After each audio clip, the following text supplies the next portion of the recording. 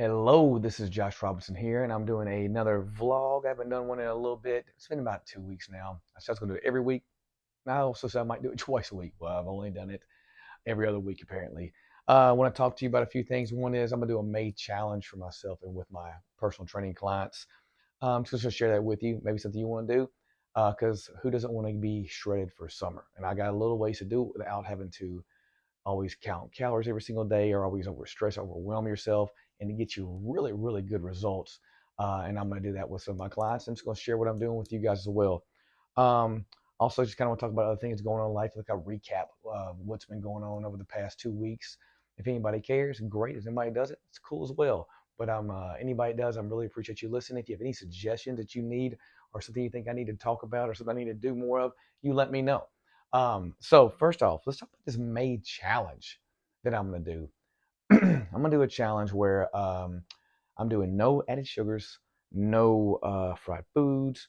I'm doing alcohol limited to one time. For me, I'm going to a bachelor party, so I'm making that my one time, but one weekend only for the whole month. And I know it's harder when the summer gets around here because we go out, go to patio parties, all that stuff going on. So I'm trying to be lenient with that because I will do like 9-day challenges with no alcohol as well. Another one is doing 10K steps minimum per day, and then I'm getting 18 workouts in minimum. I'm probably going to shoot more along the lines of 22, but with some of my clients about 18 minimum because again I don't want to overwhelm someone. I want to make sure they get them in and still get the results. So I didn't say I didn't mention like I'm a meal prep every day or I'm going to, you know, uh, I'm going to make sure that I log everything I'm doing. I'm going to make sure that I don't eat a carb. I'm not trying to stress that. I'm trying to stress the little bitty things that get big results. And I've added to this. It started off about 7 years ago. I did a no added sugar challenge for myself for 90 days. I was becoming and it's happened to me 3 or 4 times since I've been training. I've been training 12 years, at least 3 or 4 times, probably more, where I feel like I'm a fraud because I'm eating bad. I love food. And I'm stressed about work because I own my own business. And then I was like, man, I'm becoming the fraud trainer, the flabby trainer here, the flabby fitness professional. So, and that happened back in like 2016, I believe it was. And I did 9 days with no alcohol and no added sugars. And I didn't lose a lot of weight because I was already working out. I was already doing a lot of other stuff. But those are two things I was really, really doing bad. Only lost 3 pounds, but I lost 4 belt loops and had six-pack abs after I did that. And I want to say divine six-pack abs. They're not as good as they are now because I've upped it. But if I can see my abs, I am happy. I don't care if I'm 5,000 pounds. That's something that's always been a thing to me. I know some people don't care. Some might say it's vain, but I was called Jelly Belly as a younger kid, and I got dumped when I was like a preteen for some other dude. I'll never forget it. She dumped me for a dude that had a six-pack. I was like, "Dadgummit, that's why I got dumped." But anyways, it's something that makes me feel really confident and feel good about myself. So it's not that has to be your goal, but it does help. Sugar and alcohol is a belly killer. You have a sugar baby and alcohol baby if you don't get a control of it and limit it or take it out completely. And then I've recently added the fried foods. That's really helped me a lot as well, and making good decisions. And then 10K steps, I'm just monitoring it and looking at that. And then the workouts. I mean, I did that anyways. Working out, it's not easy because I feel like it's a job to me because I'm a trainer, but I'm very good at being a routine of that. But I'm gonna do that for the month of May because I have a lot of trips coming up. Before I go to the trips, but if you guys want to, join in with that with me, you can shoot me a message below. We can keep each other accountable. I can send you like a little spreadsheet list of that stuff so you can kind of see it and see what you're going to be doing. But it will, if you do that for 30 days, you will see a considerable difference. And more than likely, you'll want to keep doing it a little bit longer. You want to keep seeing that difference in your body. Um, so just let me know. But I'm going on trips. I got a bachelor party this month for one of my best friends. I have a Florida trip in June with some friends. I have my bachelor party because I'm getting married in August and July. Then I also have I'm going to do some courses for my certifications here, and so I can always be better for my clients. I'm doing that in July, and then I'm also going on a lake trip in August, and then I'm getting married in August, and then going on my honeymoon in August. Man, when I say that, it feels like a lot. But you know what? I was raised a lot by my grandparents, and when they got older and they couldn't go on vacation, and they saw that I was had this like work mentality, just staying focused with work and growing something. they told me to never skip the vacations because one day you might not have a chance to do it. You can always make more money, but you can't make more memories. When it's time, it's time. So I try to live by that motto, which is not good for my debt. I'll tell you that because ever since I got in a divorce, I incurred a lot of credit card debt at the beginning of that, which is 5 years ago. And it's hard to pay it off when you have a high credit card debt. If you're going on vacation, you just keep taking it down and putting it right back up. But you know what? If I die with debt, I'll deal with it. It's just, it is what it is. I'll deal with it. And that's really weird for me because I was the guy that always said no debt. I was the Dave Ramsey school of thought. And I still am a little bit because I do want to get that card paid off because it does give me stress. I probably have put it in the video before. I worry about it all the time about paying off, but you got to have those vacations because vacations are the only time I really relax. Um, yeah, and so yeah, got that going on. And then just other things I've been doing.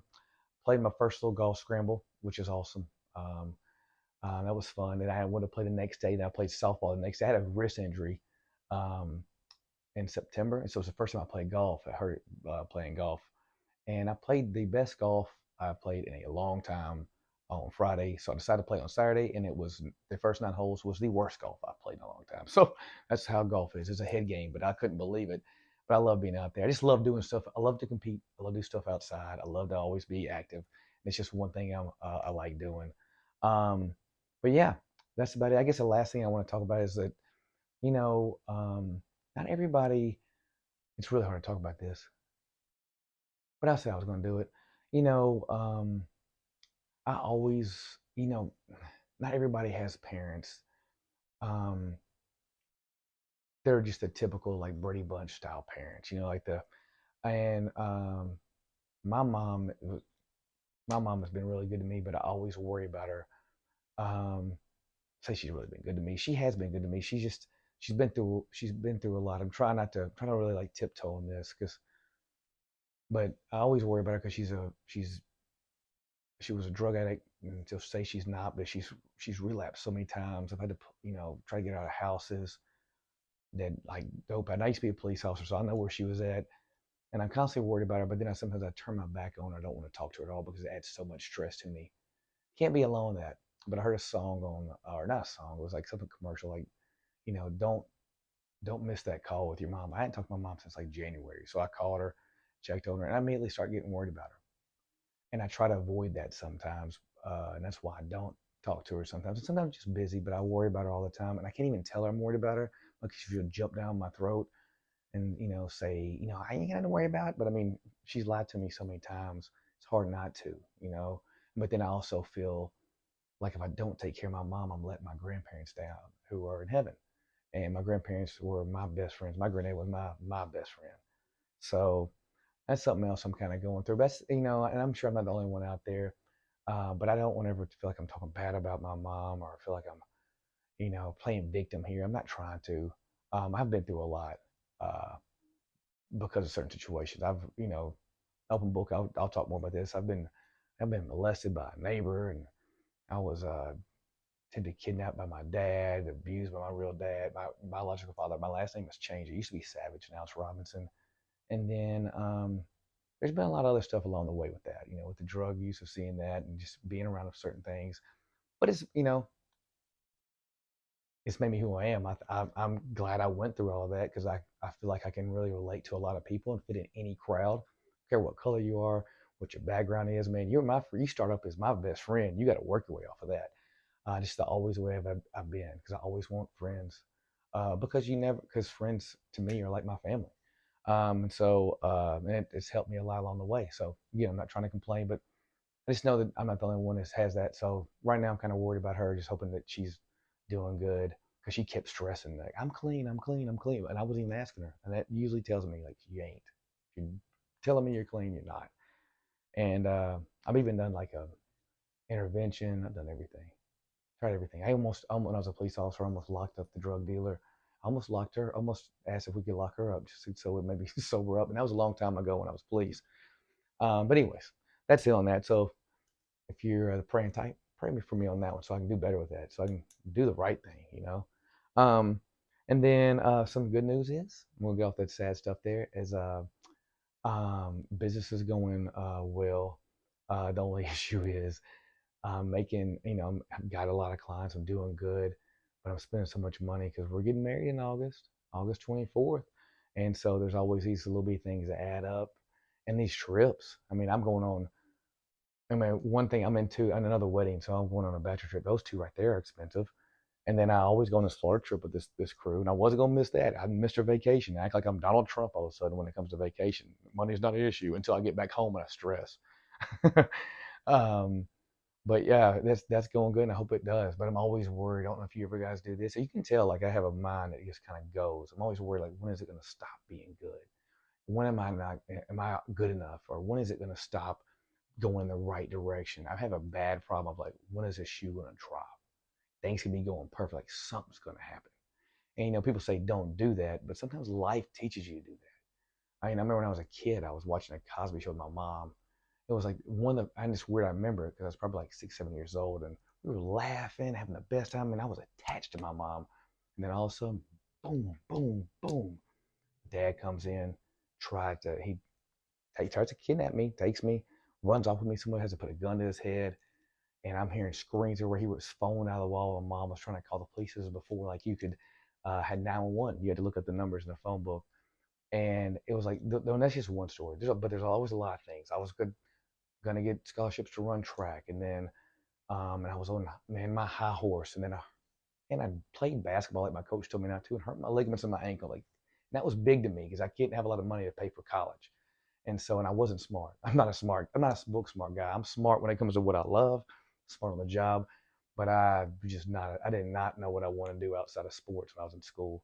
So I always like kind of worry, like, when is this shoe going to drop? I'm trying to be better about that as well. Some of these videos are eventually going to be like teaching people everything. 'Cause I got a lot of good thoughts in here too, but I'm just trying to be really open about stuff I face and hoping it helps relate to someone else and then they get through a little bit easier because they know someone else is going through it. Because no matter what, I tell you this, I tell people all the time, when I'm on my back or I'm on my, I'm fighting, I'm at the best spot available. I'm gonna come out. I know I am. I 100% believe in that. But sometimes it's tough going through it, right? So, anyways, that's about it, man. I'm just gonna get off here. I'm gonna get back to work.